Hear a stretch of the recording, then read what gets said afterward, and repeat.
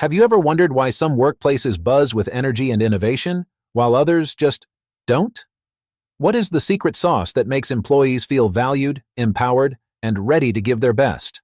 This question was once explored by Sinek, the inspirational speaker, who shared a captivating story that highlights the profound impact of workplace culture. Let's dive into a tale of two workplaces, through the eyes of Noah, a barista. At the Four Seasons, Noah's joy is palpable. He greets each customer with genuine warmth, turning a simple coffee purchase into an unforgettable experience. Contrast this with his time at Caesar's Palace, where the atmosphere of scrutiny and fear suppresses his natural charm. Same person, different environments, vastly different outcomes. What sets the Four Seasons apart? It's empathy. Managers there don't just oversee, they genuinely care about their staff's well-being.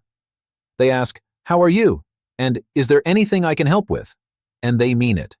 This simple act of empathy can transform a workplace from a zone of fear into a haven of trust and creativity. Now let's talk about fear, the quickest way to kill trust and cooperation. Picture this: a company starts cutting jobs just to hit some numbers. That kinda sends a cold vibe, like telling everyone they're just a number.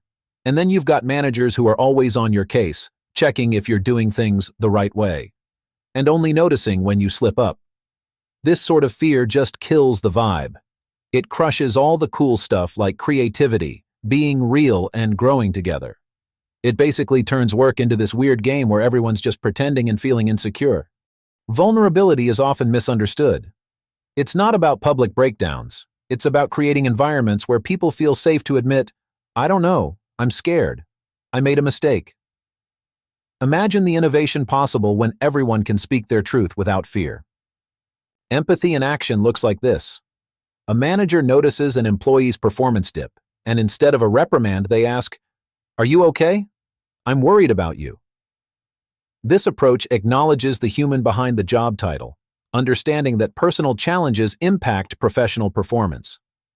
So what most bosses miss? It's simple. Treat your team as humans first. A little empathy goes a long way in empowering your team, and watch as trust, innovation, and loyalty flourish. Share your thoughts, questions, and personal stories in the comments. Don't forget to like, subscribe, and join us for more insightful stories.